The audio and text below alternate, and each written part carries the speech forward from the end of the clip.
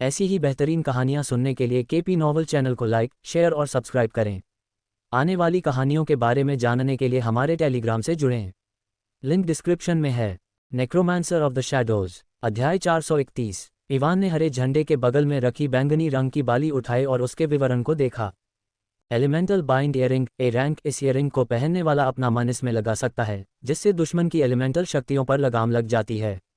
उदाहरण के लिए, अगर दुश्मन आग को नियंत्रित कर सकता है तो ईयरिंग कुछ हद तक उनकी आग की क्षमताओं को अवशोषित और खत्म कर देती है, जबकि पहनने वाले को आग प्रतिरोध में अस्थायी बढ़ावा देती है। ईयरिंग का प्रभाव सक्रिय होने के बाद 40 मिनट तक रहता है और इसे फिर से इस्तेमाल करने से पहले 24 घंटे का कूल डाउन टाइम चाहिए। अच्छी ईयरिंग, इवान ने ईयरिंग के विवरण को पढ़ने के बाद प्रसन्न स्वर में कहा और फुसफुसाती हुई ईयरिंग को हटाने के बाद इसे अपने बाएं कान में पहना। ईयरिंग पहनने के बाद इवान ने हरे झंडे को देखा जो हवा के कारण हिल रहा था। इस दौर के दौरान कुछ नहीं हुआ, इसलिए अगले दौर के दौरान कुछ होने की संभावना बहुत अधिक है, इवान ने झंडे को देखते हुए मन ही मन कहा। उसने अल्बेलू को देखा और उसे वापस अपने शैडो स्टोरेज में बुला लिया। मैं थोड़ा नर्वस था क्योंकि मुझे यकीन नहीं था कि टूर्नामेंट के दौरान डार्क गिल्ड क्या करेगा, लेकिन अब जब अल्बेलू ब्लड वुल्फ में बदल गया है। इवान ने अपने कुछ कौशलों के बारे में सोचा जो वह उसी समय इस्तेमाल कर सकता था और उसे लगा कि अगर वह उन सभी का सही तरीके से इस्तेमाल करता है तो वह नताशा को भी हरा सकता है। अच्छा, लगता है यह मज़ेदार होगा। इवान हरे झंडे की ओर चला गया और बिना किसी हिचकिचाहट के उसे उठा लिया। हरा झंडा उठाने के बाद वह कुछ देर तक इंतजार करता रहा। करीब 2 मिनट बाद इवान और छोटी दुनिया में मौजूद सभी प्रतिभागियों ने अपने शरीर को घेरते हुए एक अजीब ऊर्जा महसूस की। इवान शांत था क्योंकि वह जानता था कि क्या हो रहा है, लेकिन कुछ प्रतिभागी जो किसी भी चीज़ से पूरी तरह अनजान थे, वे घबरा गए। क्या हो रहा है? मार्क, जो 2 बेजोड़ रैंक के राक्षसों से लड़ रहा था, रुक गया जब उसने अपने शरीर को घेरते हुए एक अजीब ऊर्जा महसूस की। केंद्र की ओर बढ़ रही वेलेरी भी रुक गई और उसने भौहें सिकोड़ लीं जब उसने महसूस किया कि उसके शरीर में अजीब ऊर्जा फैल रही है, लेकिन जब उसका शरीर गायब होने लगा तो उसे यह समझने में देर नहीं लगी कि क्या हो रहा है। वेलेरी ने हैरान होकर कहा, कोई पहले ही केंद्र पर पहुंच गया है और झंडा ले गया है, क्योंकि वह अभी भी केंद्र से काफ़ी दूर थी। राक्षसों और गुरुत्वाकर्षण में अंतर के कारण छोटी दुनिया के अंदर जाना आसान नहीं था। ये राक्षस कौन है जो इतनी जल्दी केंद्र पर पहुंच गया? वेलेरी ने छोटी दुनिया से अपने शरीर के गायब होने से पहले बड़बड़ाया। अन्य प्रतिभागियों ने भी महसूस किया कि कोई केंद्र पर पहुंच गया है और हरा झंडा ले गया है जब उनके शरीर गायब होने लगे। वह भेड़िया लगभग एक नए उन्नत एस रैंक शिकारी जितना शक्तिशाली है। कोडी ने यह देखने के बाद अपने चेहरे पर एक हैरान भाव के साथ कहा कि कैसे आसानी से अल्बेलू ने काले राक्षस को मार डाला। आखिर वह किस तरह का दिव्य फल था? मोर्गाना ने नताशा को देखते हुए पूछा, मुझे मत बताओ कि तुमने इसे इसके विवरण की जांच किए बिना अंदर रखा है। एक ऐसा फल जो इस तरह के बुलाए गए राक्षस की शक्ति को बढ़ा सकता है, वही प्लस रैंक की कलाकृतियों से भी अधिक कीमती है और लगभग एस रैंक की कलाकृतियों के बराबर है। इसलिए वे वास्तव में इस तथ्य से चकित थे कि नताशा ने वह रखा अंदर फल। मुझे कैसे पता चलेगा कि क्या हो रहा है? हालांकि वह फल अद्भुत था, लेकिन इस तरह का प्रभाव पूरी तरह से इस दुनिया से बाहर है। नताशा अंदर ही अंदर रोती रही और बाहर शांत रहने की कोशिश करती रही।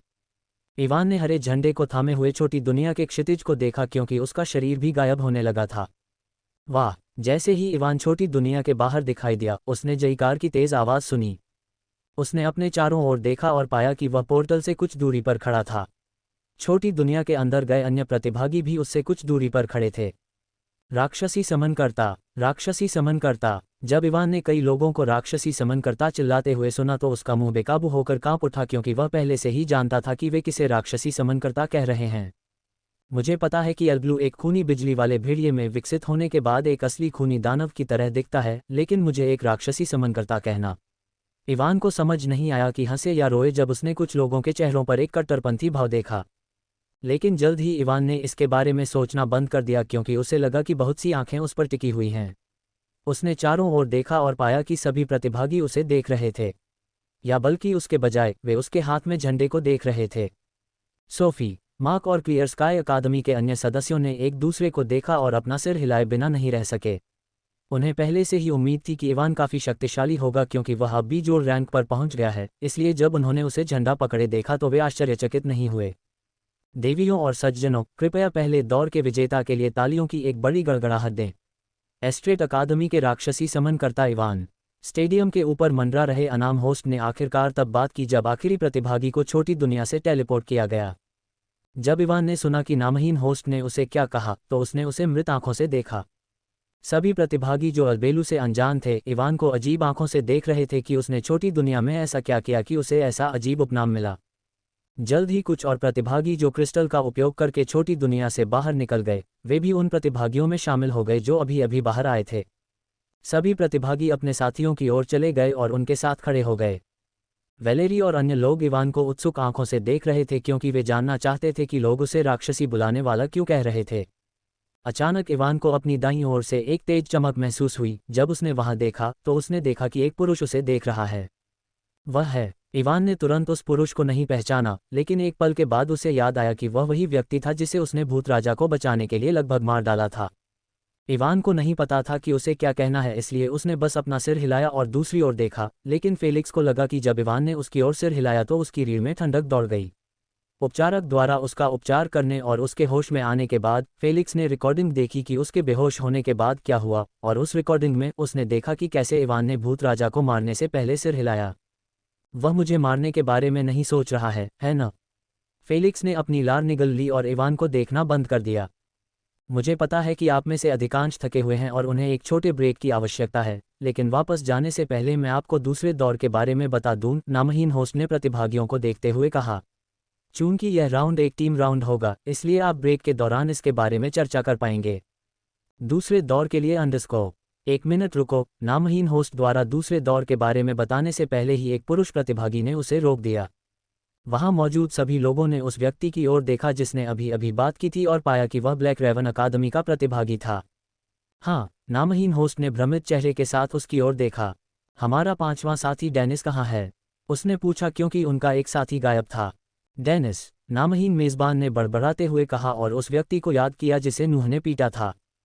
उसने मरहम लगाने वाले के लाउंज की ओर देखा और उलझन में था कि वह बाहर क्यों नहीं आया। जैसे ही वह उसे बुलाने वाला था, उसके शब्द उसके मुंह में घुस गए। तभी अचानक एक विशाल संरचना जो स्टेडियम के पूरे मैदान को कवर कर रही थी, चमक उठी। डेनिस, वह व्यक्ति जिसने नोआ को संरचना बनाने में मदद की थी, एक कमरे के अंदर खड़ा था। नोआ द्वारा बनाए गए उसके कंधों पर घाव पूरी तरह से ठीक हो गए थे और वह बिल्कुल ठीक था। उसके सामने मरहम लगाने वाले की वर्दी पहने एक आदमी बैठा था, लेकिन मरहम लगाने वाले की आंखें बेजान थीं और उसका शरीर पूरी तरह से पीला पड़ गया था, जैसे किसी ने उसके शरीर से सारा खून निकाल दिया हो। डेनिस छोटी स्क्रीन पर ध्यान दे रहा था जो दिखा रही थी कि बाहर क्या हो रहा है। जब उसने सभी प्रतिभागियों को छोटी सी दुनिया से बाहर आते देखा तो उसके होंठ ऊपर की ओर मुड़ गए। उसने अपनी स्टोरेज रिंग से एक छोटी गोल प्लेट निकाली और उसमें अपना मैना डालना शुरू कर दिया। जैसे ही उसने अपना मैना डालना शुरू किया, भूमिगत रूप से बना हुआ वह गठन जो स्टेडियम के पूरे मैदान को कवर कर रहा था, सक्रिय हो गया। जब प्लेट ने उसका मैना तेजी से सोखना शुरू किया तो डेनिस के दांत पीस गए। उसने कुछ उच्च श्रेणी के मैना पोषण निकाले और उन्हें पीना शुरू कर दिया, जबकि वह अपना मैना गोल प्लेट में डालना जारी रखता था। लगभग 1 मिनट के बाद प्लेट ने डेनिस के मैना को अवशोषित करना बंद कर दिया और वह लगभग अपना सारा मैना खो देने के कारण चक्कर महसूस कर रहा था। उसने बेहोश न होने की पूरी कोशिश की और छोटी स्क्रीन पर देखा जो दिखा रही थी कि स्टेडियम के मैदान के अंदर क्या हो रहा था। डेनिस द्वारा मैना डालना बंद करने के बाद अचानक एक विशाल संरचना जो पूरे मैदान को कवर कर रही थी, जल उठी। जैसे ही संरचना जल उठी, 10 भयानक आभा ने पूरे स्टेडियम को ढक लिया। ये 10 नाथन और अन्य लोगों की आभा थी, जिन्हें संरचना के जलते ही तुरंत लगा कि कुछ गड़बड़ है। डेनिस ने अपने चेहरे पर मुस्कान के साथ देखा क्योंकि मैदान के अंदर खड़े सभी प्रतिभागी एक चांदी की रोशनी से घिरे हुए थे जो संरचना से निकल रही थी और तुरंत स्टेडियम से गायब हो गई। जैसे ही सभी प्रतिभागी गायब हो गए, डेनिस ने अपनी पूरी ताकत लगाई और अपने हाथों में पकड़ी हुई गोल प्लेट को कुचल दिया। छोटी गोल प्लेट कांच की तरह टूट गई और डेनिस जमीन पर गिर गया क्योंकि वह अपना सारा मैना खोने के बाद अब होश में नहीं रह पा रहा था। अब कोई भी यह नहीं खोज पाएगा कि वे कहाँ हैं, डेनिस ने अपनी आंखें बंद करने से पहले खुद से कहा। जैसे ही डेनिस ने गोल प्लेट को तोड़ा, मंच के ऊपर मंडरा रहे छोटे से विश्व के पोर्टल ने कुछ कमजोर ऊर्जा तरंगें छोड़ी जो भूमिगत हो गईं। जब गठन पोर्टल द्वारा भेजी गई ऊर्जा तरंगों के संपर्क में आया तो गठन गायब होने लगा और 5 सेकंड से भी कम समय में स्टेडियम के पूरे मैदान को कवर करने वाला विशाल गठन गायब हो गया, जैसे कि वह पहले कभी था ही नहीं। जब गठन मैदान के अंदर दिखाई दिया तो सेबेस्टियन सबसे पहले आगे बढ़ा और तुरंत उस जगह की ओर बढ़ा जहां वैलेरी खड़ी थी। लेकिन इससे पहले कि वह उसके पास पहुंच पाता, सभी प्रतिभागी गठन के साथ मैदान से गायब हो गए। उसका आभामंडल पूरी तरह से नियंत्रण से बाहर हो गया और स्टेडियम में मौजूद अधिकांश लोग खून की खांसी करने लगे क्योंकि वे सामान्य लोग थे। शांत हो जाओ सेबेस्टियन, नाथन ने अपनी आभा से दर्शकों को ढंक लिया और गहरी आवाज में कहा। इस बीच नताशा, मोर्गाना, कोडी और अन्य एस रैंक के शिकारी स्टेडियम के मैदान में जल्दी से दिखाई दिए और उस संरचना की खोज करने की कोशिश की। नताशा, क्या तुम उस संरचना की ऊर्जा तरंगों को ट्रैक कर सकती हो? वह निश्चित रूप से एक टेलीपोर्टेशन संरचना थी और तुम ही एकमात्र हो जो अपने अंतरिक्ष तत्व का उपयोग करके उसे ट्रैक कर सकती हो। अमांडा ने नताशा को देखते हुए कहा। किसी ने भी ये पूछकर समय बर्बाद करने की कोशिश नहीं की कि उस संरचना को किसने बनाया या उनका उद्देश्य क्या था, क्योंकि वे सभी जानते थे कि जल्द ही टेलीपोर्टेशन संरचना की ऊर्जा तरंगें गायब हो जाएंगी और अगर वे अपना समय बर्बाद करेंगे तो वे यह नहीं ढूंढ पाएंगे कि छात्रों को कहाँ टेलीपोर्ट किया गया था। नाथन और सेबेस्टियन भी उनके बगल में उतरे और नताशा को देखा। नताशा ने भी समय बर्बाद नहीं किया क्योंकि उसकी आंखें चांदी की रोशनी से चमक रही थीं। स्पेस सेंस, नताशा ने धीमी आवाज में कहा और जल्द ही वह संरचना द्वारा पीछे छोड़ी गई ऊर्जा तरंगों को महसूस करने में सक्षम हो गई। ये कैसे संभव है? लेकिन जब उसने संरचना द्वारा पीछे छोड़ी गई ऊर्जा तरंगों को महसूस किया तो उसकी आंखें चौंक गईं। जब अन्य एस रैंक वालों ने नताशा के चेहरे पर हैरानगी देखी तो उनके दिल में एक बुरी भावना घर कर गई। क्या हुआ नताशा? नाथन ने अपने चेहरे पर गहरी शिकन के साथ पूछा। नताशा की आंखों में चमक गायब हो गई और उसने अन्य एस रैंक के शिकारियों को देखते हुए अपना सिर हिलाया। मैं उस संरचना द्वारा पीछे छोड़ी गई ऊर्जा तरंगों को ट्रैक नहीं कर सकती। क्या? सेबेस्टियन ने जोर से चिल्लाया। तुम्हारा क्या मतलब है कि तुम इसे ट्रैक नहीं कर सकते? अन्य लोगों ने भी नताशा को स्तब्ध भाव से देखा क्योंकि वे जानते थे कि यदि आपके पास अंतरिक्ष तत्व है तो टेलीपोर्टेशन संरचना की ऊर्जा तरंगों को ट्रैक करना मुश्किल नहीं है। मुझे पता है कि तुम क्या सोच रहे हो, लेकिन यहाँ इस्तेमाल किया गया टेलीपोर्टेशन संरचना पूरी तरह से अलग थी। नताशा ने एक गहरी सांस ली और चौंकते हुए भरी आवाज में कहा। तुम क्या सोचते हो कि यह संरचना अलग थी? मोर्गाना ने चिंतित स्वर में पूछा। मैं इस संरचना द्वारा पीछे छोड़ी गई ऊर्जा तरंगों को ट्रैक नहीं कर सकता क्योंकि वह गंतव्य जहां छात्रों को टेलीपोर्ट किया जाता है बहुत दूर है। यदि संरचना का गंतव्य मुझसे 10,000 किलोमीटर के भीतर होता तो मैं उन्हें ट्रैक कर सकता था, लेकिन ऊर्जा तरंगों से मैं बता सकता हूं कि वे यहां से कम 1,00,000 किलोमीटर दूर टेलीपोर्ट किए गए हैं।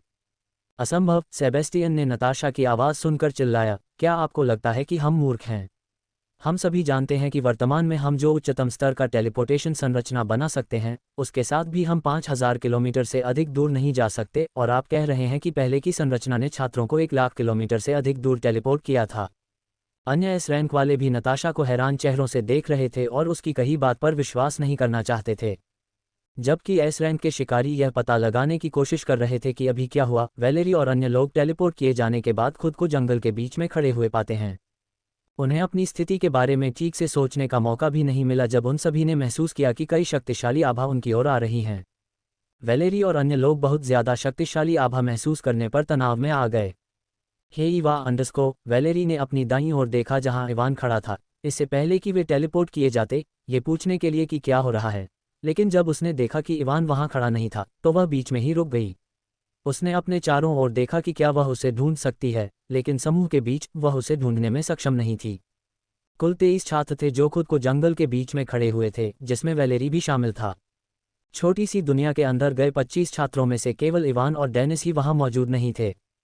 टेलीपोर्ट किए गए ज्यादातर छात्रों के शरीर में तनाव तब पैदा हो गया जब उन्होंने महसूस किया कि कुछ लोग तेज गति से उनकी ओर आ रहे हैं, और इन लोगों में से उन्हें 4 रैंक के शिकारियों की आभा महसूस हो रही थी।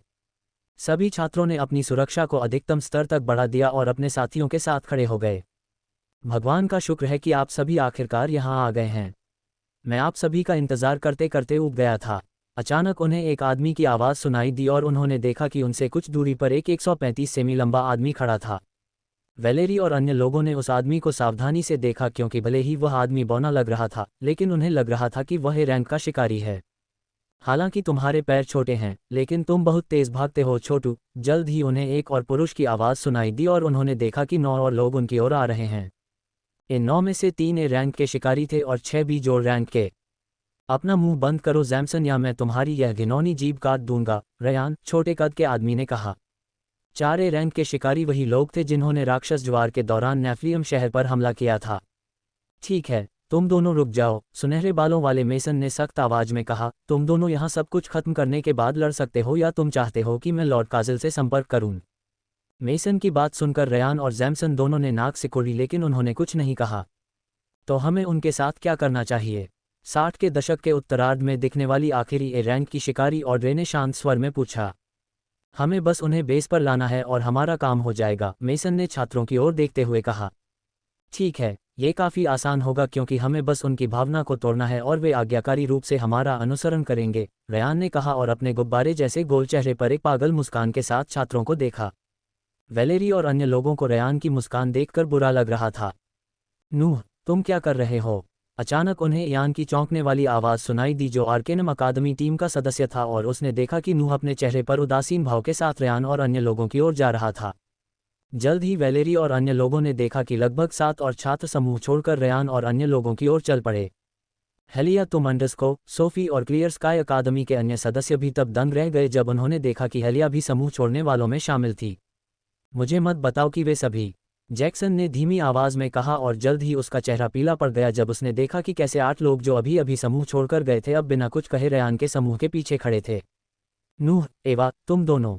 यान ने अपने चेहरे पर स्तब्ध भाव के साथ पूछा जब उसके 2 साथी अब उन लोगों के साथ खड़े थे जिनके इरादे स्पष्ट रूप से अच्छे नहीं थे। लगता है कि हम बड़ी मुसीबत में हैं, ग्लोरिया ने धीमी आवाज़ में कहा और अन्य लोगों को सावधानी से देखा कि शायद कोई और भी हो जो रेयान और उसके समूह के साथ काम कर रहा हो। वैलेरी ने इधर उधर देखा और पाया कि अब उनके पक्ष में केवल 15 छात्र बचे थे और 15 में से केवल 6 बी जोड़ रैंक के थे जबकि 9 बी रैंक के थे। क्लियर स्काई अकादमी के 4 छात्र थे और उनमें से केवल सोफी बी जोड़ रैंक की थी। एस्टार्ट अकादमी की टीम में केवल वैलेरी और जैक्सन बी जोड़ रैंक के थे। आर्कनम अकादमी की टीम में 3 छात्र थे और नूह के जाने के बाद से केवल यान बी जोड़ रैंक का था। सेंट्रल अकादमी के 3 छात्र थे और उनमें से 2 बी जोड़ रैंक के थे। ब्लैक रेवन अकादमी का केवल 1 छात्र था जो वैलेरी और अन्य के साथ खड़ा था और वह बी रैंक का था। देखिए, अब जब उनके अपने साथियों को हमारे साथ आते देखकर उनका मनोबल बहुत कम हो गया है तो उन्हें हमारे साथ लाना मुश्किल नहीं होगा, रेयान ने छात्रों के स्तब्ध भावों को देखकर अपने चेहरे पर कुटिल मुस्कान के साथ कहा। आप लोग कौन हैं? मार्क ने अपनी ढाल को कसकर पकड़ते हुए चेहरे पर शिकन के साथ पूछा। हम कौन हैं? रेयान ने मार्क की बात सुनकर कुछ बार पलकें झपकाईं, फिर वह जोर से हंस पड़ा। हा, क्षमा करें, मैं अपना परिचय देना पूरी तरह से भूल गया। तुम नेफ्लियम शहर में रहते हो, है न? रेयान ने मार्क की ओर देखते हुए पूछा, लेकिन उसने उसके उत्तर की प्रतीक्षा नहीं की और बोलना जारी रखा। चूंकि तुम नेफ्लियम शहर में रहते हो इसलिए मैं तुम्हें अपना संक्षिप्त लेकिन विस्तृत परिचय दूंगा। क्या तुम्हें कुछ समय पहले नेफ्लियम शहर पर हुआ हमला याद है? सोफी और अन्य लोगों के चेहरे पर रेयान की बात सुनकर भाव बदल गए। ठीक है, मैं ही वह व्यक्ति था जिसने शहर के सबसे बड़े हिस्से को नष्ट किया था और उस हमले के दौरान सबसे अधिक लोगों को मारा था, रेयान ने अपने चेहरे पर मुस्कान के साथ कहा। ओए शॉर्टी, मेरी उपलब्धि मत लो, जैमिसन ने रेयान की बात सुनते ही पीछे से चिल्लाया। मैं ही वह व्यक्ति था जिसने शहर के सबसे बड़े हिस्से को नष्ट किया था। हाँ, जो भी हो, रेयान ने हाथ हिलाते हुए कहा और मार्क की ओर देखा जिसका शरीर गुस्से के कारण कांप रहा था। क्या मुझे हमारे परिचय में कुछ और कहने की ज़रूरत है? डार्क गिल्ड के कुत्ते, वैलेरी ने ठंडी आवाज़ में कहा क्योंकि सुनने के बाद उनकी पहचान का अनुमान लगाना मुश्किल नहीं था। रेयान, जब दूसरे लोगों को पता चला कि उनके सामने वाले लोग डार्क गिल्ड से हैं तो उनके चेहरे भी बदसूरत हो गए। अब जब तुम्हें पता चल गया है कि हम कौन हैं तो बिना किसी शोर शराबे के हमारे साथ आओ या ब्लाइंडर्स को मत करो। चुप रहो तुम मादरचोद, डेविड ने रेयान को अपनी बात पूरी करने नहीं दी, इससे पहले कि वह गुस्से से भरी आवाज़ में चिल्लाता। उसके हाथ में एक तेज़ भाला बन गया और उसने उसे रेयान की ओर फेंक दिया। बेवकूफ़, रेयान ने ठंडी आवाज़ में कहा और पृथ्वी के भाले को रोकने के लिए अपना हाथ उठाया, लेकिन इससे पहले कि वह अपना हाथ उठा पाता, कैलेब की आंखें एक पल के लिए चमक उठीं। जब कैलेब ने अपना कौशल इस्तेमाल किया तो रेयान ने एक पल के लिए ध्यान खो दिया, लेकिन स्तर में अंतर के कारण वह जल्दी से अपने होश में आ गया। लानत है, भले ही रेयान ने ध्यान फिर से हासिल कर लिया हो, लेकिन पृथ्वी के भाले को रोकने के लिए उसके लिए पहले ही बहुत देर हो चुकी थी। आखिरी पल में उसने एक तरफ हटने की कोशिश की, लेकिन पृथ्वी का भाला अभी भी उसके गाल को छू रहा था, जिससे उसका थोड़ा खून बह रहा था।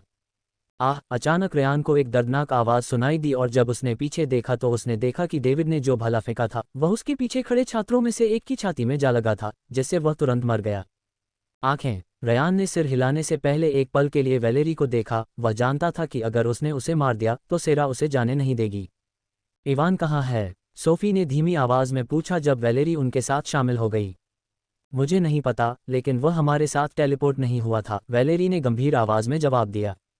तुम सब मेरे साथ आओ, रेयान ने उन सभी छात्रों को देखते हुए कहा जो उनके साथ शामिल हुए थे और 6 बी जोड़ रैंक के शिकारी जो उनके साथ आए थे। हालांकि वह एक रैंक का शिकारी था, लेकिन वह जानता था कि वह वैलेरी और दूसरों का अकेले सामना नहीं कर पाएगा। वे सभी आगे बढ़े और रेयान के पास खड़े हो गए, सिवाय नूह के जो अभी भी उसी जगह पर खड़ा था और रेयान को पूरी तरह से अनदेखा कर रहा था। रेयान ने एक पल के लिए नूह को देखा लेकिन उसने उससे कुछ नहीं कहा। मैं तुमसे आखिरी बार पूछूंगा, क्या तुम अपनी मर्जी से हमारे साथ आओगे या तुम अंडरस्को? अरे छोटू, क्या तुम चुप हो सकते हो? मार्क ने उसे बात पूरी नहीं करने दी और कहा, क्या तुम नहीं देख सकते कि हम उन दुखी हारने वालों की तरह तुम्हारे साथ शामिल होने का कोई इरादा नहीं रखते हैं? मार्क की बात सुनते ही रेयान की आंखें हत्या के इरादे से जल उठीं। मैं सोच रहा था कि मैं केवल उस घमंडी दिखने वाले कमीने को ही मारूंगा, रेयान ने डेविड की ओर देखते हुए कहा, लेकिन अब मैंने अपना विचार बदल दिया है। मैं तुम चारों को मार डालूंगा, उसने क्लियर स्काई अकादमी के सदस्य की ओर इशारा करते हुए कहा।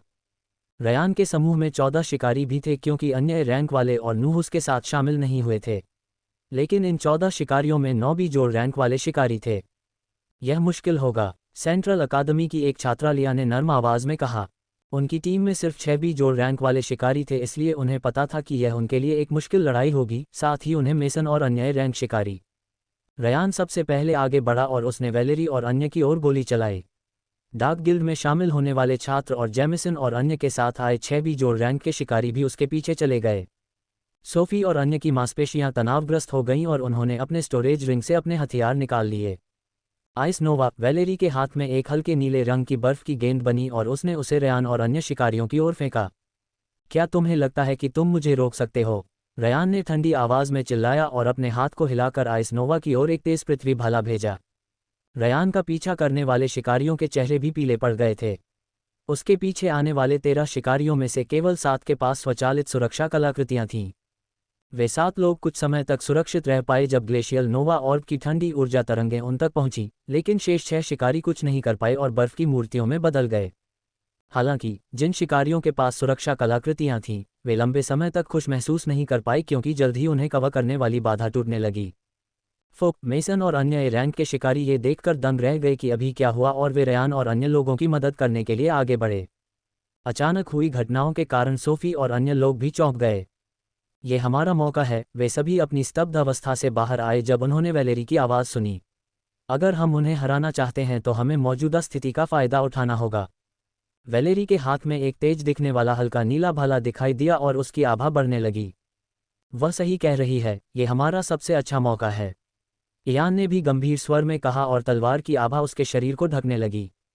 सोफी और अन्य लोगों ने भी समय बर्बाद नहीं किया और रेयान और अन्य लोगों की ओर दौड़ पड़े, जिनकी हरकतें ग्लेशियल नोवा की ठंडी ऊर्जा के कारण प्रतिबंधित थीं। वैलेरी भी उनका पीछा करने ही वाली थी कि अचानक उसके पीछे की जगह थोड़ी सी हिली और एक व्यक्ति उसके पीछे एक तेज खंजर पकड़े हुए दिखाई दिया और उसके हाथ पर वार करने लगा। जब वैलेरी को अपने पीछे मौजूद व्यक्ति की मौजूदगी का एहसास हुआ तो घबराने के बजाय उसके होंठ ऊपर की ओर मुड़ गए। मैं तुम्हारे आने का इंतजार कर रही थी। वैलेरी के पीछे दिखाई देने वाले व्यक्ति ने उसकी ठंडी आवाज़ सुनी और उसके आसपास का तापमान कम होने लगा। Ice reaper form. जब फॉर्मेशन सक्रिय हुआ तो इवान वैलेरी के बगल में खड़ा था। जब फॉर्मेशन की चांदी की रोशनी उसके शरीर को घेरती है और उसे टेलीपोर्ट होने का एहसास होता है तो वह तुरंत समझ जाता है कि कुछ ठीक नहीं है। लेकिन सब कुछ इतनी तेजी से हुआ कि स्टेडियम के मैदान से उसका शरीर गायब होने से पहले उसके पास कुछ करने का समय नहीं था। जब वह टेलीपोर्ट होने ही वाला था, इवान ने देखा कि उनके ऊपर मंडरा रहा अनाम होस्ट उसकी ओर कुछ शूट कर रहा था। चूंकि सभी लोग अचानक से इस संरचना के प्रकट होने से स्तब्ध थे, इसलिए इवान के अलावा किसी और ने इस पर ध्यान नहीं दिया। जब वह उस चीज से टकराया जिसे अनाम होस्ट ने उसकी ओर फेंका था, तो इवान को लगा कि वह एक अजीब ऊर्जा से प्रभावित हो रहा है और अचानक उसके चारों ओर अंतरिक्ष तरंगें तेज हो गईं, जैसे कि उसका टेलीपोर्टेशन गंतव्य बदल गया हो। फूका, इवान खुद को कोसने से नहीं रोक पाया जब उसे लगा कि उसे दूसरों से अलग स्थान पर टेलीपोर्ट किया जा रहा है। वूश, एक चांदी की रोशनी चमकी और स्टेडियम के मैदान में खड़े सभी छात्र गायब हो गए। अनाम होस्ट ने चारों ओर देखा और यह पुष्टि करने के बाद कि किसी ने भी उसके द्वारा किए गए कार्य पर ध्यान नहीं दिया, उसने राहत की सांस ली। Shadow shrouding wings. इवान ने तुरंत अपने रक्षात्मक कौशल और अस्थायी वेग को सक्रिय कर दिया, ये सोचकर कि टेलीपोर्ट किए जाने के तुरंत बाद उस पर हमला किया जा सकता है। उसने अपनी आध्यात्मिक इंद्रियों को भी सक्रिय कर दिया ताकि वह सभी दुश्मनों को महसूस कर सके। यहाँ कोई नहीं है, लेकिन टेलीपोर्ट होने के 2 सेकंड बाद भी किसी ने इवान पर हमला नहीं किया और उसे अपनी आध्यात्मिक इंद्रियों के 10 किलोमीटर के भीतर कोई नहीं मिला। जेट ब्लैक पंख जो उसे ढंक रहे थे, धीरे धीरे गायब हो गए और इवान ने अपने चेहरे पर एक शिकन के साथ अपने चारों ओर देखा। वह जली हुई भूमि के एक विशाल विस्तार में खड़ा था और जहां तक उसकी आंखें देख सकती थीं, वहां नष्ट भूमि के अलावा कुछ भी नहीं था। अचानक इवान का चेहरा बदल गया जब एक अजीब ऊर्जा ने उसके शरीर पर आक्रमण किया और उसका पद कम होने लगा। उसके प्राइम कोर की रैंक लगातार घटती रही जब तक कि वह सी जोड़ रैंक पर नहीं पहुंच गया। उसका मोनाक कोर भी वही था और उसकी रैंक घटकर सी जोड़ हो गई। आप पूर्ण सीलिंग संरचना के अंदर हैं। आप जब तक पूर्ण सीलिंग संरचना के प्रभाव रेंज में हैं, तब तक आपकी रैंक सी जोड़ तक कम हो जाएगी। फुक, इवान ने मन ही मन को कोसा और जब उसने अपनी आंखों के सामने 2 नोटिफिकेशन देखे तो उसका चेहरा बदसूरत हो गया। उसने अपने दोनों कोर को देखा और देखा कि कुछ गहरे नारंगी रंग की जंजीरें उनके चारों ओर कुंडलित हो रही थीं, जो उसकी शक्ति को रोक रही थीं। उसने अपने कोर के चारों ओर की जंजीरों को तोड़ने की कोशिश की, लेकिन जब जंजीरें हिली भी नहीं तो वह चौंक गया। यहाँ तक कि उसके मोनाक कोर की शक्ति भी कुंडलित जंजीरों के सामने बेकार थी, जो उसके कोर को प्रतिबंधित कर रही थीं। ये किस तरह का गठन है? इवान ने धीमी आवाज में कहा जब छाया ऊर्जा का उपयोग करने के बाद भी वह जंजीरों को तोड़ने में सक्षम नहीं था। मुझे समझ में नहीं आता कि उन्होंने तुम पर इतनी कीमती चीज का इस्तेमाल क्यों किया। अचानक इवान को दूर से एक आवाज सुनाई दी। उसे अपनी पीठ पर ठंडक महसूस हुई क्योंकि उसकी आध्यात्मिक इंद्रियां अभी भी सक्रिय थीं, लेकिन वह उस व्यक्ति की उपस्थिति को महसूस नहीं कर पा रहा था जिसने अभी अभी बात की थी। इवान ने तुरंत आवाज की दिशा में देखा और कुछ दूरी पर एक जली हुई चट्टान के ऊपर एक आदमी बैठा हुआ देखा। उस आदमी ने काले रंग का लबादा पहना हुआ था और उसका चेहरा हुड से ढका हुआ था। उस आदमी को देखते ही इवान को अपने शरीर पर एक मजबूत दबाव महसूस हुआ। S rank Hunter. इवान का दिल डूब गया जब उसने उस आदमी के चारों ओर आभा को महसूस किया। वह आसानी से बता सकता था कि उसके सामने वाला व्यक्ति कम से कम सेबस्टियन जितना ही मजबूत था।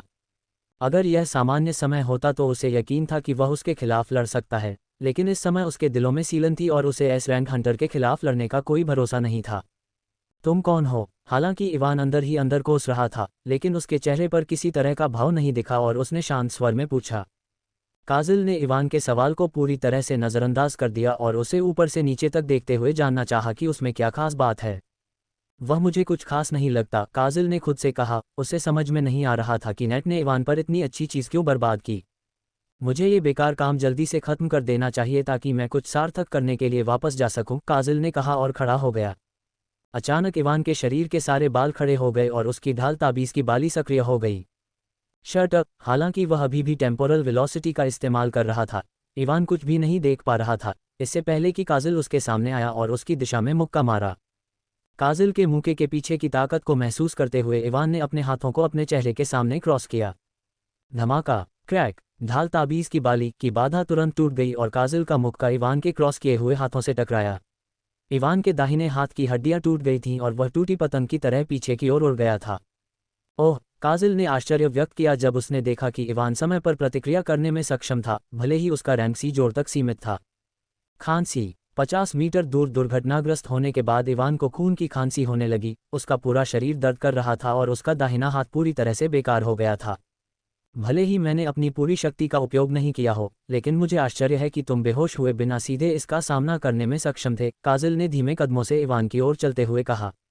लानत है, अगर यह गठन न होता, इवान ने खड़े होने की कोशिश करते हुए शाप दिया। 1 मिनट रुको। अचानक इवान ने उन सूचनाओं के बारे में सोचा जो उसे पहले मिली थीं और उसके दिमाग में कुछ क्लिक हुआ। आप पूर्ण सीलिंग संरचना के अंदर हैं। जब तक आप पूर्ण सीलिंग संरचना के प्रभाव क्षेत्र में हैं, तब तक आपकी रैंक सी जोड़ तक कम हो जाएगी। जब तक मैं पूर्ण सीलिंग संरचना के प्रभाव क्षेत्र में हूं। इवान ने वाक्य को एक बार फिर पढ़ा। क्या इसका मतलब यह नहीं है कि अगर मैं इस संरचना की सीमा से बाहर निकल जाऊं तो मेरी रैंक सामान्य हो जाएगी? इवान ने मन ही मन सोचा और अपने जूतों के कौशल स्टेप ऑफ द वर्ड गेजा को सक्रिय कर दिया। उसके जूतों से अंतरिक्ष की लहरें निकली और वह तुरंत 100 किलोमीटर दूर दिखाई दिया।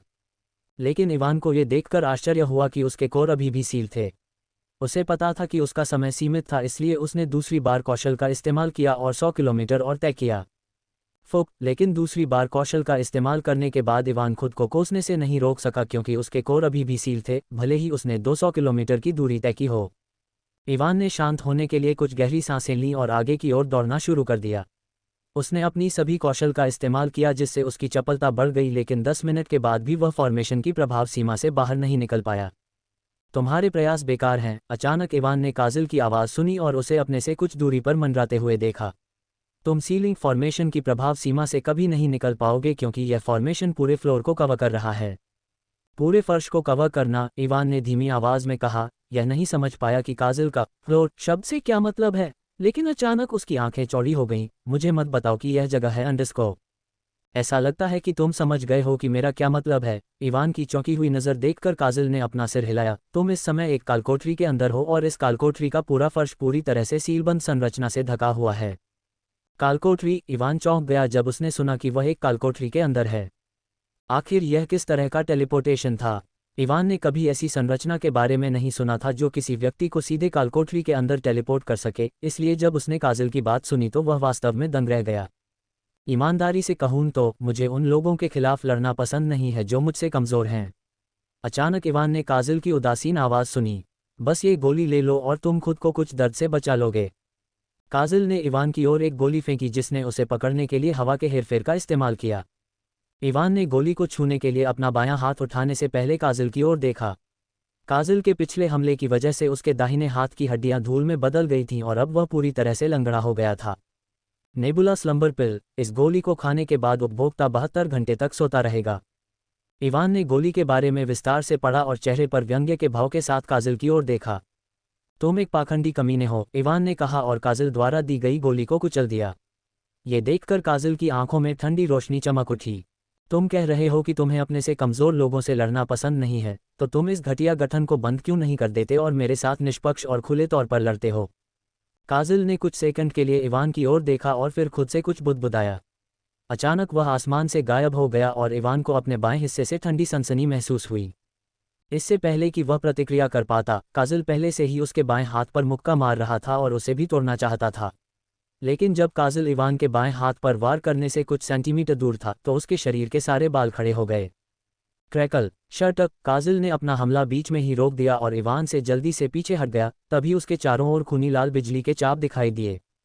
वूश! काजिल इवान के बाएं हिस्से से गायब हो गया और उससे 100 मीटर दूर दिखाई दिया। पीछे हटने के बाद जब उसने इवान की तरफ देखा तो उसने देखा कि इवान की परछाई अब गेट ऑफ एबिस की तरह दिख रही थी और उसमें से खूनी लाल बिजली निकल रही थी। अचानक उसने देखा कि इवान की छाया से गहरे लाल रंग की धारियों से ढका एक काला पंजा बाहर आ रहा है, लेकिन जल्द ही काजिल का चेहरा बदल गया जब एक खूनी आभा ने आसपास के वातावरण को ढकना शुरू कर दिया। एल्बेलू इवान की छाया भंडारण से बाहर आया और अपनी जलती हुई बैंगनी आंखों से काजिल को घूरते हुए उसके पीछे खड़ा हो गया। लेकिन इवान जानता था कि यद्यपि एल्बेलू शक्तिशाली था, लेकिन वह अकेले काजिल को नहीं हरा सकता था। मेरी वर्तमान स्थिति में पीछे हटने का कोई मतलब नहीं है। अपने सीलबंद कोर के कारण इवान वर्तमान में रैंक राक्षसों से भी कमज़ोर था।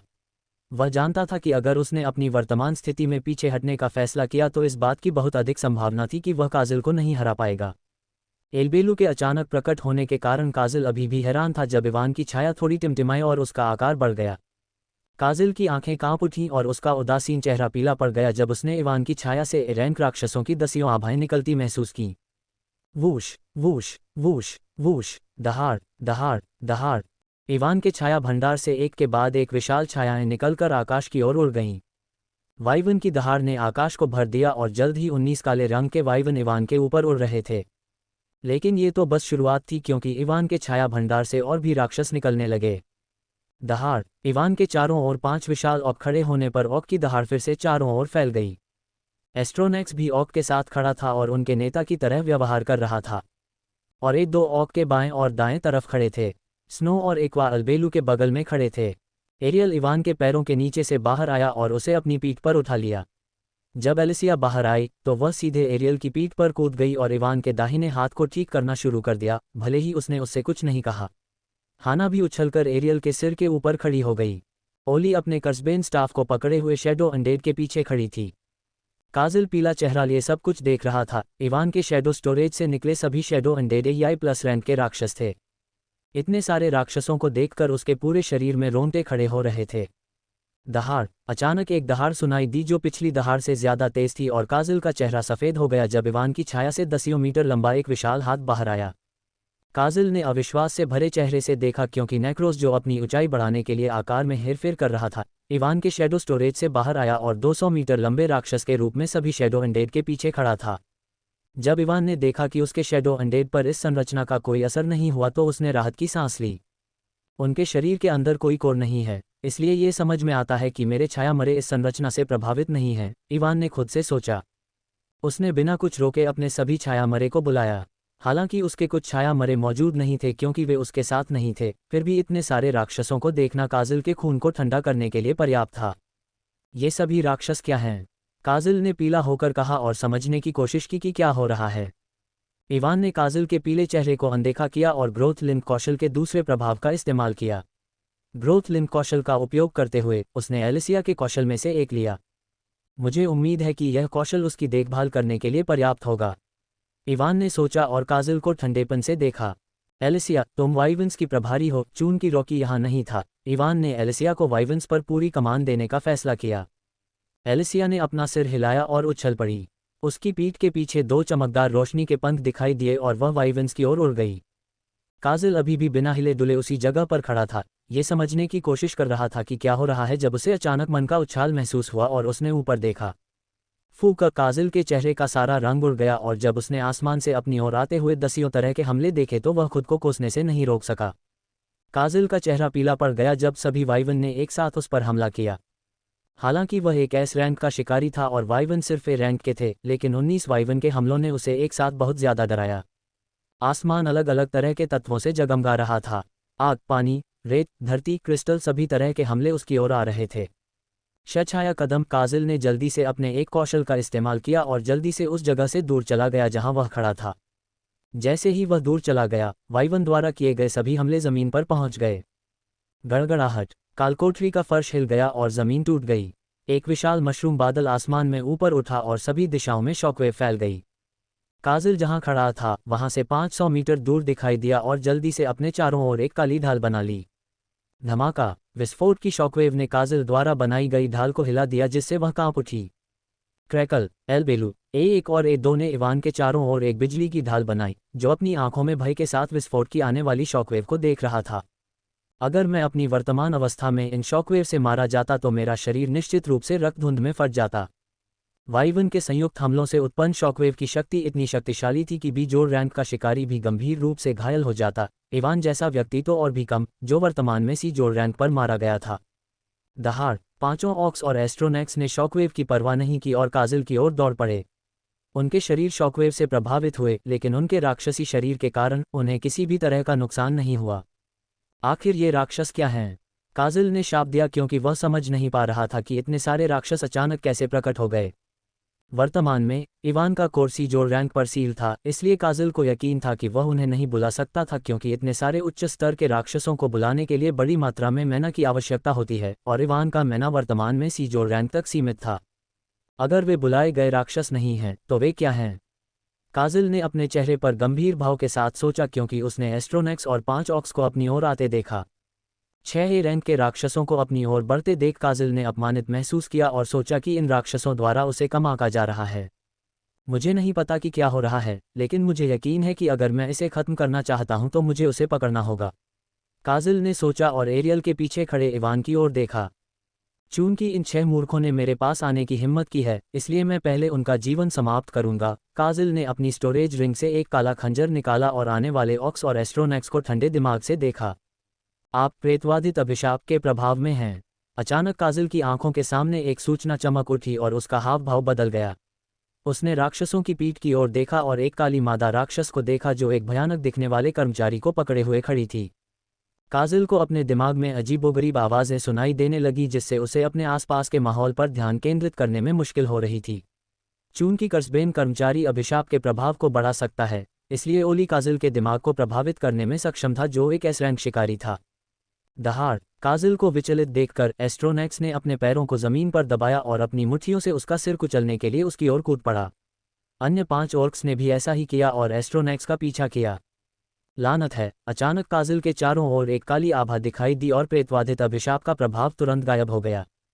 उसके हाथ में काला खंजर अंधेरे प्रकाश से चमक उठा और उसने एस्ट्रोनेक्स की आने वाली मुट्ठी पर वार किया। तेज खंजर। वूश। दहाड़। काले खंजर को देखकर एस्ट्रोनेक्स रुका नहीं और जोर से दहाड़ने लगा। उसकी मुट्ठी के चारों ओर लाल रंग की आभा दिखाई दी और वह तेज खंजर से टकराया। वूश। मक्खन में से गुजरते हुए गर्म चाकू की तरह तेज खंजर ने एस्ट्रोनेक्स के काले हाथ को आसानी से अलग कर दिया और उसे उसके शरीर से अलग कर दिया। काजल को उम्मीद थी कि एस्ट्रोनेक्स के हाथ काटने के बाद उसके चेहरे पर दर्द भरा भाव आएगा, लेकिन उसे आश्चर्य हुआ कि जब उसका हाथ काटा गया और उसने दूसरे हाथ से उस पर मुक्का मारा तब भी एस्ट्रोनेक्स ने कोई हरकत नहीं की। काजल को आश्चर्य हुआ क्योंकि उसने कभी नहीं सोचा था कि एस्ट्रोनेक्स दर्द को पूरी तरह से अनदेखा कर देगा। उसने जल्दी से अपना खंजर उठाया और उसके मुक्के को रोकने की कोशिश की। धमाका। हालांकि उसने सफलतापूर्वक मुक्का रोका, फिर भी काजल प्रभाव के कारण पीछे की ओर खिसक गया और उसकी भुजाएं सुन्न हो गईं। दहाड़। एस्ट्रोनेक्स का पीछा करने वाले 5 ऑक्स ने उस पर हमला करने से पहले उसे अपना संतुलन वापस पाने का समय भी नहीं मिला। काजल ने अपने दांत पीस लिए और उसके शरीर के चारों ओर का काला आभामंडल तीव्र हो गया। उसने बलपूर्वक अपने शरीर को पीछे की ओर खिसकने से रोका और 5 ऑक्स पर वार करने के लिए अपना खंजर उठाया। लेकिन इस समय उसके चारों ओर का तापमान कम होने लगा और उसके शरीर पर बर्फ की एक परत जम गई, जिससे उसकी हरकतें बहुत कम हो गईं। काजल से कुछ दूर स्नो ने काजल को धीमा करने के लिए अपनी पूरी क्षमता का इस्तेमाल किया। क्रैकल और ए2 ने भी काजल पर हमला किया, जिससे उसका शरीर सुन्न हो गया, जिससे उसकी गति और भी धीमी हो गई। पांचों ऑर्क्स ने स्नो, ए1 और ए2 द्वारा बनाए गए अवसर का फायदा उठाया। उनके शरीर की मांसपेशियां तनावग्रस्त हो गईं और उन्होंने अपनी पूरी शक्ति का इस्तेमाल करके मुक्का मारा। काजल ने 2 ऑर्क्स के हमलों को सफलतापूर्वक रोका, लेकिन वह अपनी धीमी गति के कारण शेष 3 ऑर्क्स के हमले से बच नहीं पाया। Bang bang bang. 3 ऑर्क्स के मुंह के काजल के शरीर से टकराए और उसे टूटी पतंग की तरह पीछे की ओर उड़ा दिया। ऑर्क्स की शारीरिक शक्ति कोई मजाक नहीं थी। हालांकि काजल एक एस रैंक का शिकारी था, फिर भी उसने हमले का सामना करने के बाद अपने आंतरिक अंगों को हिलते हुए महसूस किया और उसके मुंह के कोने से खून की एक गुदगुदी निकली। काजल अभी भी हवा में था जब उसे ऑक्स ने उड़ा दिया था। तभी उसने देखा कि आकाश एक बार फिर विभिन्न प्रकार के तत्वों से जगमगा उठा है। ये कमबख्त राक्षस। काजल खुद को कोसने से नहीं रोक सका जब उसने देखा कि वह एक बार फिर से अपने हमले शुरू करने की तैयारी कर रहे थे। हालांकि राक्षस उससे कमजोर थे, फिर भी वे अपनी बेहतरीन टीमवर्क की वजह से उसे घेरने में सक्षम थे। विवा के हमला करने से पहले काजल ने अपनी ओर आती हुई सफ़ेद रोशनी की किरण देखी। उसके शरीर के सभी बाल खड़े हो गए और उसने अपने शरीर को हवा में घुमाया और मुश्किल से उस किरण से बच पाया जो उसके सिर को छेदने वाली थी। एलिसिया ने अपने असफल हमले की परवाह नहीं की और सभी विवा को अपना हमला शुरू करने का आदेश दिया। Shadow shift. विवा के दर्जनों हमलों को अपनी ओर आते देख काजल ने अपने दांत पीस लिए और अपने कौशल का एक और इस्तेमाल किया। उसका शरीर अचानक गायब हो गया और वह एक विशाल जली हुई चट्टान की छाया में 200 मीटर दूर दिखाई दिया। कालकोठरी का फर्श एक बार फिर हिल गया और विवा के हमले जमीन तक पहुंचते ही पूरे इलाके में शॉकवेव फैल गई। दूर टेलीपोर्ट होने के बाद काजल ने सबसे पहले एक काला दरियाई घोड़ा देखा जो अपनी भयानक दिखने वाली बैंगनी आंखों से उसे देख रहा था। इससे पहले कि वह कुछ कर पाता, काजल ने देखा कि दरियाई घोड़े ने अपना मुंह खोला और उसके शरीर से बहुत सारा मैना बाहर निकल आया। Shut up. दहाड़। काजल के दिमाग में हलचल मच गई और एक्वा के मुंह से पानी से बना एक हल्का नीला समुद्री ड्रैगन निकला और काजल को अपने चौड़े मुंह में निगल गया। हालांकि एक्वा के सी ड्रैगन की दहाड़ की शक्ति इवान की तुलना में कमजोर थी, फिर भी काजल दर्द से चिल्लाया जब भयानक पानी का दबाव उसके शरीर पर पड़ा। धिक्कार है, तुम राक्षस हो। अचानक काजल गुस्से में दहाड़ उठा और अपने हाथ में पकड़े खंजर से वार किया। धमाका। खंजर से 2 तीखे वार निकले और समुद्री ड्रैगन पानी के एक पोखर में फट गया। खांसी। काजल जमीन पर गिर पड़ा और खांसते हुए खून के छींटे मारने लगा, लेकिन उसने अपनी चोटों की परवाह नहीं की और लाल आंखों से अपने आसपास की छायादार लाशों को देखा। मैं तुम में से हर एक को मार डालूंगा, काजल ने दहाड़ते हुए कहा और बिना समय बर्बाद किए अपने अनोखे कौशल को सक्रिय कर दिया। उसका शरीर टिमटिमाया और काजल का शरीर 20 टुकड़ों में विभाजित हो गया। सभी 20 बिल्कुल उसके जैसे दिख रहे थे और एक शक्तिशाली आभा छोड़ रहे थे। वूश। अचानक वे सभी 20 गायब हो गए और इससे पहले कि कोई प्रतिक्रिया कर पाता, कुछ काली चमकें आसपास के वातावरण को ढक गईं। काली चमकें केवल 2 सेकंड तक चली, लेकिन इवान की अभिव्यक्ति जम गई क्योंकि उसने अपने 20 छाया मरे हुओं से संपर्क खो दिया था। एक्वा, स्नो, ए1, ए2, एस्ट्रोनॉक्स, 5 ऑक और आकाश से 10 वाइवन को काजल ने तुरंत मार डाला। वूश। अचानक इवान के ठीक पीछे एक और काली रोशनी चमकी और काजल वहां लाल आंखों से अपनी खंजर उसकी गर्दन पर वार करता हुआ दिखाई दिया। इतने सारे राक्षसों द्वारा हमला किए जाने के बाद काजल इतना क्रोधित था कि वह अपने मुख्य उद्देश्य के बारे में भी भूल गया। अब इवान को पकड़ने के बजाय वह उसे मारना चाहता था। उसके हाथ में काला खंजर ठंडी रोशनी से चमक उठा और इससे पहले कि कोई प्रतिक्रिया कर पाता, उसने एरियल की पीठ के ऊपर खड़े इवान का सिर काट दिया। लेकिन इवान का सिर काटने के बाद खुश होने के बजाय काजल का चेहरा बदसूरत हो गया, क्योंकि इवान का सिर और शरीर अचानक प्रकाश कणों के कणों में फट गया और पतली हवा में गायब हो गया। चीख। एक रक्तपिपासु आभा ने चारों ओर घेरा बना लिया और अलबेलू के चारों ओर रक्त की बिजली चमकने लगी। उसका शरीर चमक उठा और अलबेलू ने अपने नए अर्जित अद्वितीय कौशल क्रिम्सन व्हील को सक्रिय कर दिया। अचानक अलबेलू के चारों ओर चमक रही रक्त बिजली ब्रह्मपूर्ण हो गई और वह काजल की ओर बढ़ गई। काजल अलबेलू के बहुत करीब था, इसलिए उसके पास इस तरह के अचानक हमले से बचने का कोई मौका नहीं था। जब अलबेलू ने क्रिम्सन व्हील को सक्रिय किया और उसकी ओर बढ़ा तो काजल की स्वचालित सुरक्षा कलाकृति सक्रिय हो गई और एक हरे रंग की एस रैंक बाधा ने उसके शरीर को ढक लिया। लेकिन हरे रंग की बाधा को देखने के बाद भी अलबेलू ने अपना हमला बंद नहीं किया। उसका शरीर भ्रमपूर्ण रक्त बिजली से चटक रहा था जो बहुत अजीब लग रहा था। किसी कारण से भले ही काजल एस रैंक बैरियर के अंदर था, लेकिन उसे आसन्न कयामत का एहसास हो रहा था। उस क्षण से 1 सेकंड भी नहीं बीता जब काजल ने इवान का सिर काटा और अलबेलू पहले ही हरे रंग की बैरियर के सामने आ गया। काजल ने सोचा कि उसके सामने वाला भेड़िया एक शक्तिशाली कौशल का उपयोग करेगा जो एस रैंक बैरियर को तोड़ देगा। यही कारण है कि उसे कयामत का एहसास हो रहा था। लेकिन जब भेड़िया बिना कुछ किए आगे बढ़ा और हरे रंग की बैरियर को पार कर गया तो उसकी आंखें लगभग बाहर निकल आईं। जैसे ही अलबेलू बैरियर से गुजरा, उसे इस समय जो खतरा महसूस हो रहा था वह 10 गुना बढ़ गया। चटक, ब्लड लाइटनिंग स्टॉर्म। इवान, जो नेक्रो के सिर के ऊपर खड़ा था, ने नर्म आवाज में कहा। वह नेक्रो के सीन के पीछे छिपा हुआ था जो वर्तमान में अपने बड़े आकार के कारण 10 मीटर लंबा था। काजल ने जिस इवान को मारा था वह एक क्लोन था जिसे उसने एलिसिया से लिए गए कौशल का उपयोग करके बनाया था। प्रिज्मेटिक मिराज, प्रकाश हेरफेर का उपयोग करके अपने आप के भ्रामक डुप्लीकेट बनाएं, दुश्मनों को भ्रमित करें और हमलों से बचने की अनुमति दें। आप जितने डुप्लीकेट बना सकते हैं वह आपकी रैंक पर निर्भर करता है। अपने सभी शैडो अनडेड को बुलाने के बाद भी इवान जानता था कि अगर काजल ने उस पर हमला करने का फैसला किया तो उसे रोकना बहुत मुश्किल होगा। आखिरकार चाहे कुछ भी हो, वह अभी भी एक एस रैंक शिकारी था। इसलिए खुद को बचाने और काजल को धोखा देने के लिए उसने एलिसिया का कौशल लिया और उसके लिए एक जाल बनाया। उसने अलबेलू को काजल के खिलाफ लड़ने के लिए नहीं भेजा क्योंकि उसे पहले से ही अंदाजा था कि किसी समय काजल निश्चित रूप से उस पर हमला करने की कोशिश करेगा और वह इसका अपने फायदे के लिए इस्तेमाल कर पाएगा। क्रिम्सन व्हील, ब्लड लाइटनिंग को एक माध्यम के रूप में उपयोग करके उपयोगकर्ता आंशिक रूप से अमूर्त हो सकता है। इस अवस्था में रहते हुए उपयोगकर्ता बाधाओं और हमलों से बच सकता है। यह अवस्था 15 सेकंड तक रहेगी। जब उपयोगकर्ता आंशिक रूप से अमूर्त अवस्था में होता है तो रक्त बिजली की शक्ति 150% बढ़ जाती है। क्रिम्सन वेल का उपयोग करने के कारण अलबेलू आसानी से उस अवरोध को पार करने में सक्षम था जो काजल की रक्षा कर रहा था।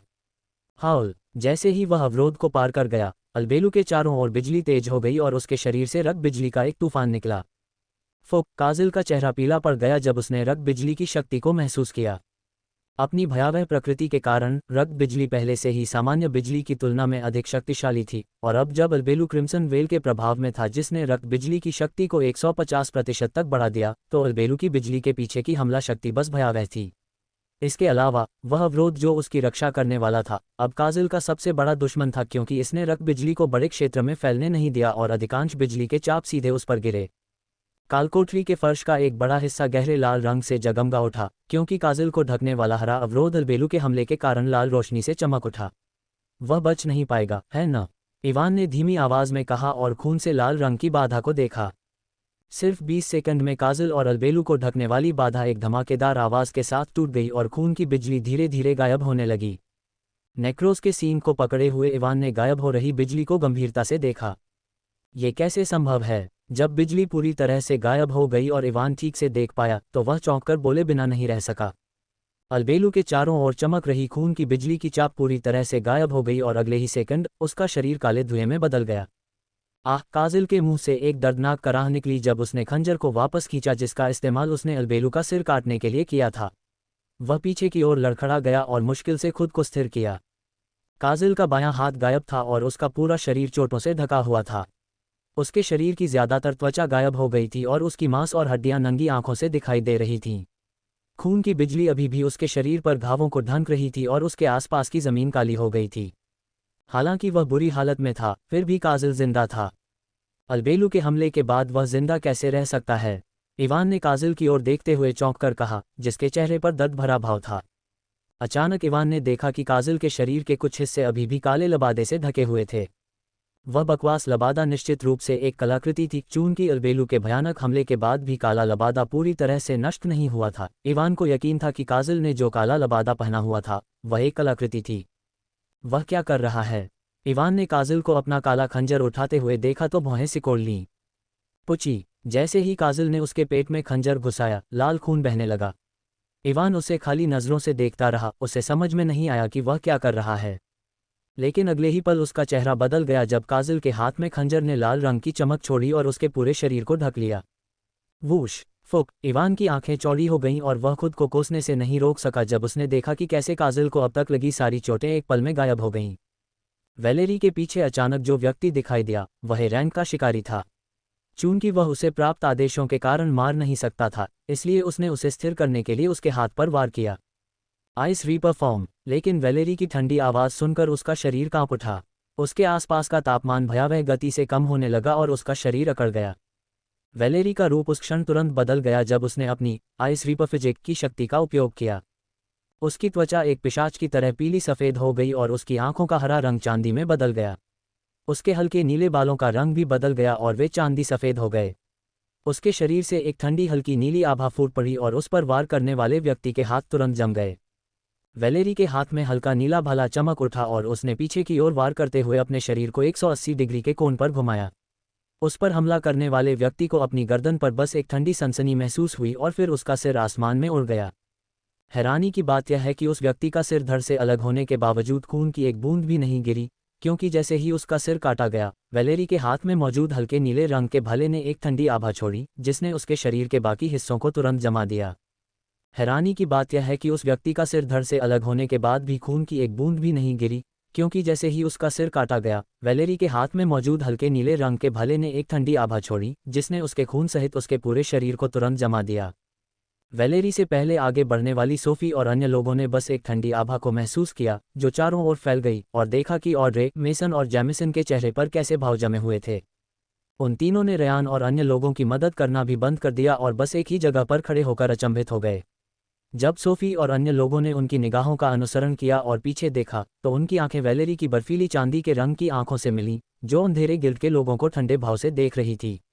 भले ही वह उनकी ओर नहीं देख रही थी, फिर भी सोफी और अन्य लोगों को उसकी ओर देखते ही रीढ़ की हड्डी में ठंडक महसूस हुई।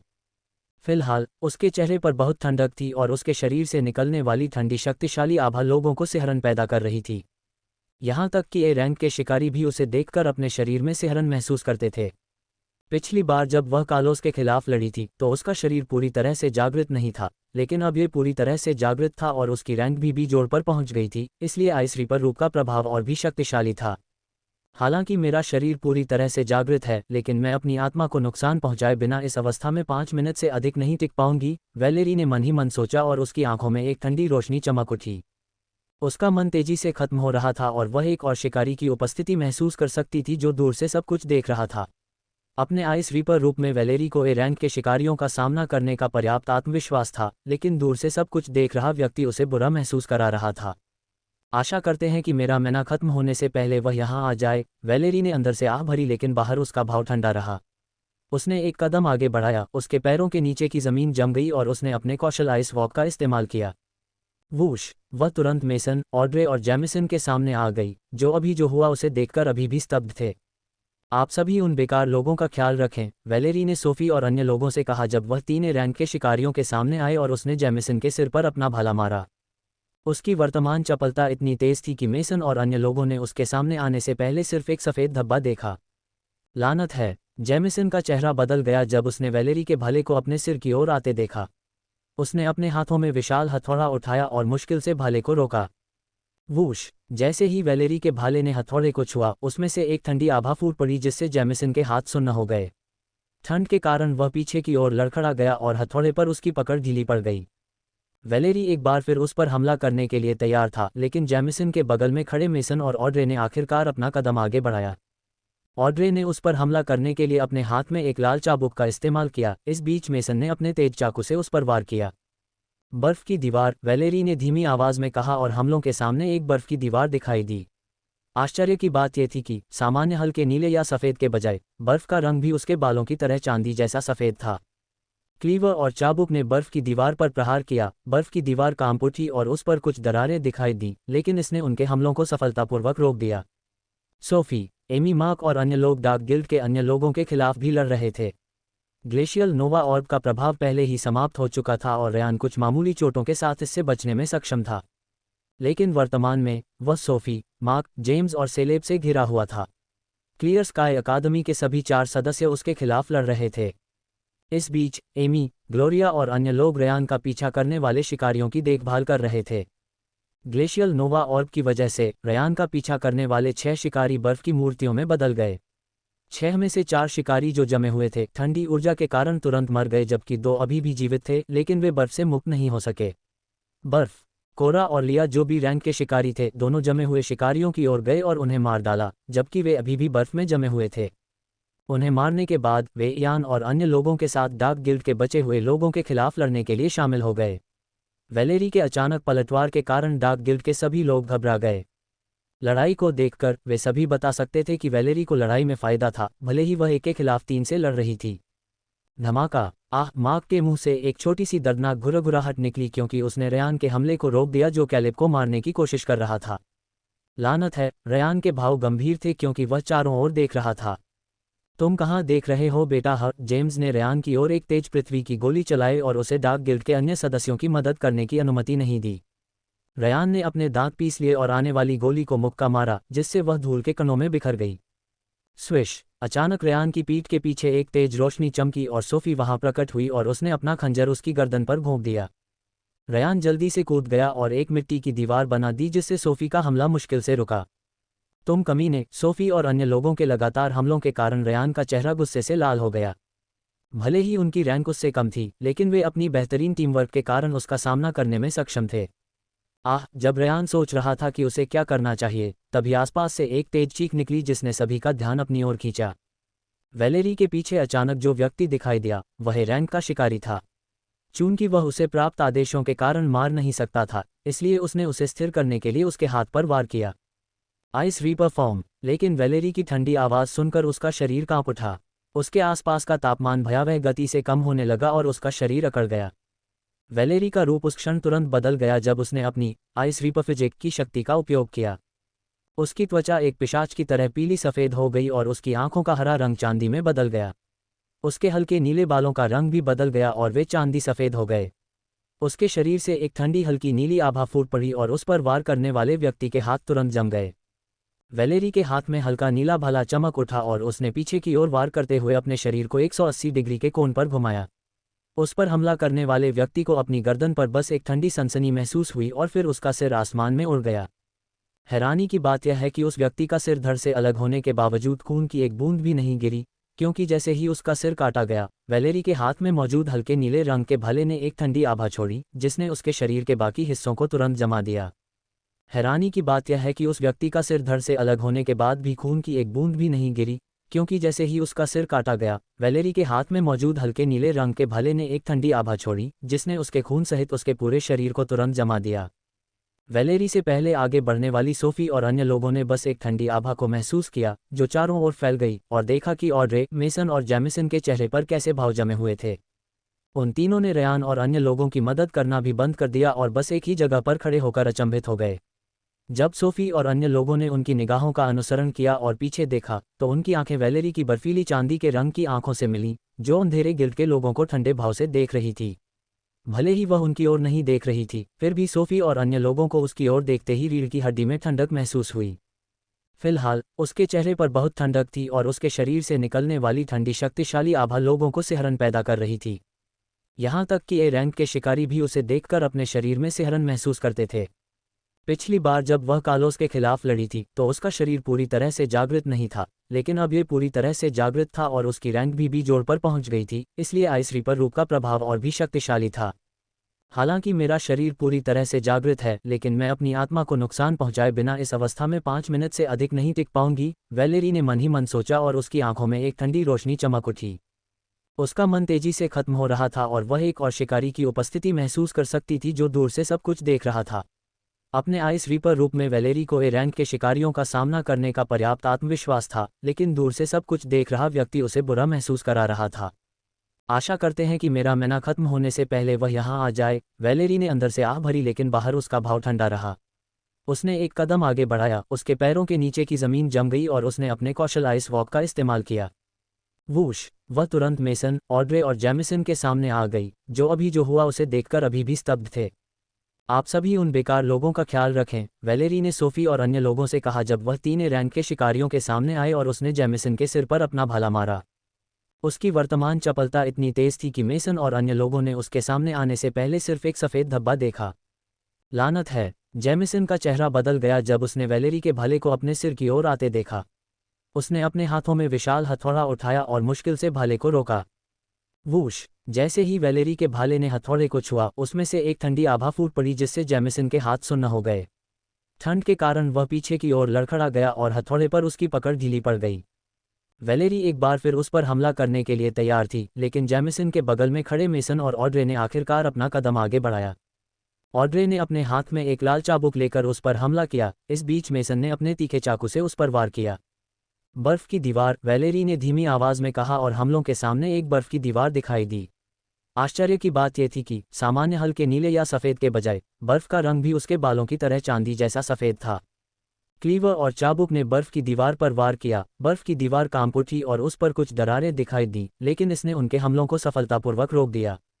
सोफी, एमी, मार्क और अन्य लोग भी डार्क गिल्ड के अन्य लोगों के खिलाफ लड़ रहे थे।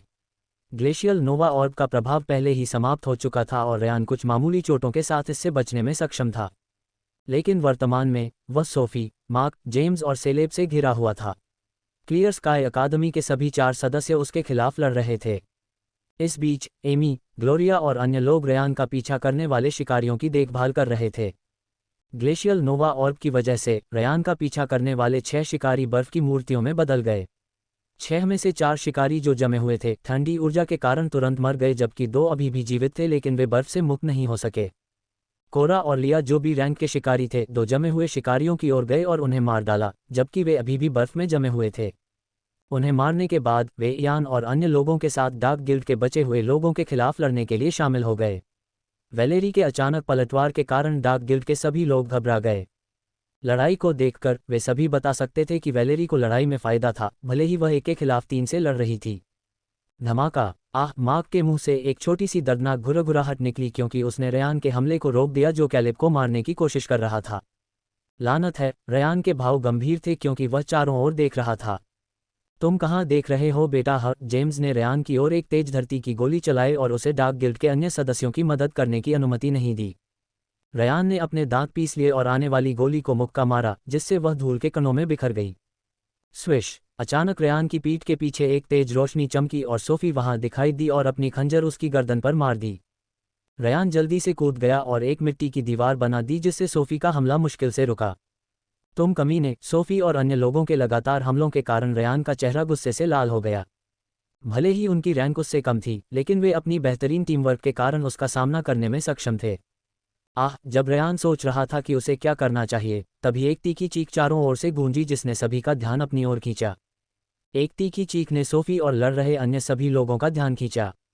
जब उन्होंने चीख की दिशा में देखा तो डार्क गिल्ड के सदस्यों की आंखें चौड़ी हो गईं, जबकि सोफी और अन्य लोगों के चेहरे चमक उठे। ठहर जाओ! वैलेरी ने ठंडी आवाज में कहा और जेमिसन का दिल, जो उसके भाले से छेदा गया था, तुरंत जम गया। धमाका! एक जोरदार आवाज के साथ जेमिसन जमीन पर गिर गया और उसकी जीवन आभा गायब हो गई। इन कमीनों को मार डालो! वैलेरी ने एक और ए रैंक के शिकारी को कैसे मारा, ये देखकर जैक्सन ने जोर से चिल्लाया और अपने बिजली के ब्लेड से भी जोर रैंक के शिकारी की गर्दन को छेद दिया, जो जेमिसन की अचानक मौत से विचलित था। ऑड्रे और मेसन के चेहरे भी पीले पड़ गए थे क्योंकि वैलेरी अकेली थी और उसकी रैंक सिर्फ बी जोड़ थी, लेकिन उन दोनों को उसे हराने का कोई भरोसा नहीं था। अरे ब्रूट्स, तुम हमारी मदद क्यों नहीं कर रहे हो? मेसन ने अचानक पीछे देखा और गुस्से और डर से भरी आवाज में चिल्लाया। मेसन की आवाज़ सुनकर वैलेरी का चेहरा बदल गया और उसने अपना हाथ हिलाया। हवा में चांदी की सफ़ेद बर्फ की तलवारें दिखाई दीं और मेसन और ऑड्रे की ओर बढ़ीं। फायरवॉल! तलवारों की तीखी और ठंडी आभा को महसूस करते ही ऑड्रे का चेहरा सफ़ेद पड़ गया। उसने जल्दी से अपने सामने एक फायरवॉल बनाया और पीछे हटने की कोशिश की। मेसन ने अपने क्लीवर का इस्तेमाल करके कुछ बर्फ की तलवारों को रोका, लेकिन वे बहुत ज़्यादा थीं। आर्घ! बर्फ की तलवार का कुछ हिस्सा मेसन के शरीर में घुस गया। उनके अंदर की ठंडी ऊर्जा फूट पड़ी और उसका शरीर अंदर से जमने लगा। तलवारों की बर्फीली ऊर्जा के कारण उसकी गति धीमी हो गई और वह अपने शरीर पर नियंत्रण खो बैठा, जिसके परिणामस्वरूप वह जमीन पर गिर गया। ये देखकर वैलेरी की आंखों में हत्या करने की इच्छा चमक उठी और बिना किसी हिचकिचाहट के वह मेसन को खत्म करने के लिए आगे बढ़ी। ये देखकर ऑड्रे का चेहरा बदल गया, लेकिन वह वैलेरी को रोकने के लिए कुछ नहीं कर सकी क्योंकि उसे पहले से ही बर्फ की तलवारों को रोकने में मुश्किल हो रही थी। वैलेरी के भाले की नुकीली नोक हल्के नीले रंग की चमक के साथ चमक उठी और उसने मेसन के सिर की ओर वार किया। जब वैलेरी का भाला मेसन के सिर को भेदने से कुछ सेंटीमीटर दूर था तो वैलेरी के शरीर में आसन विनाश की भावना ने उसे घेर लिया। उसने बलपूर्वक अपना हमला बीच में ही रोक दिया और जल्दी से पीछे हटने के लिए बर्फ की चाल का इस्तेमाल किया।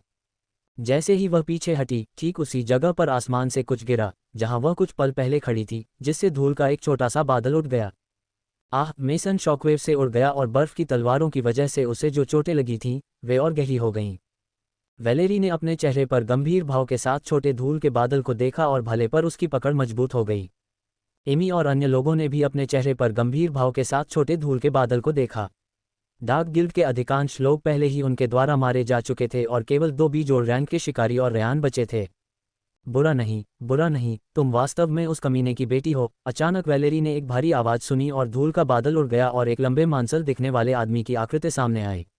वह आदमी लगभग 210 सेमी लंबा था और उसके चेहरे पर एक लंबा निशान था। आदमी के चारों ओर की आभा मेसन और अन्य लोगों की तुलना में कहीं अधिक मजबूत थी और एक दमनकारी एहसास दे रही थी। वैलेरी ने एक पल के लिए अपनी आंखें बंद कर लीं जब उसने उस आदमी को देखा और उसके चारों ओर का वातावरण हड्डियों को ठंडा कर देने वाला हो गया। लगता है कि तुम मुझे देखकर खुश नहीं हो, मेरी प्यारी भतीजी, उस आदमी ने वैलेरी के ठंडे चेहरे को देखकर मजाक करते हुए कहा। वैलेरी ने जवाब नहीं दिया और बिना कुछ कहे उसकी ओर दौड़ पड़ी। मेरे पास बस 2 मिनट से थोड़ा ज्यादा समय है, वैलेरी ने उसके मन के भंडार और उसके शरीर की स्थिति को देखते हुए सोचा। क्या बदतमीज बच्चा है, ब्रूट्स ने सिर हिलाते हुए कहा जब उसने वैलेरी को अपनी ओर दौड़ते देखा। उसकी गहरी नीली आंखों में एक ठंडी रोशनी चमकी और उसने एक कदम आगे बढ़ाया। Iron fist! ब्रूट्स की बांह के चारों ओर एक धातु की आभा दिखाई दी, उसके शरीर की मांसपेशियां तनावग्रस्त हो गईं और जैसे ही उसने वैलेरी की दिशा में मुक्का मारा, शीर्षे प्लस रैंक के शिकारी की आभा बाहर की ओर फूट पड़ी। आसपास की हवा में विस्फोट हो गया और जमीन फट गई।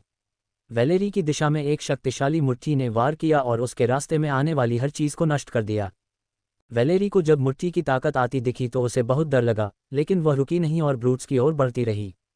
उसके हाथ में भाला चमक उठा और उसने मुट्ठी की ताकत का सामना करने के लिए एक भयंकर बर्फीले तूफान को बुलाते हुए ऊपर की ओर वार किया। दोनों शक्तियां आपस में टकराईं, मुट्ठी की ताकत के खिलाफ बर्फ और जमीन प्रभाव के बल से हिल गई।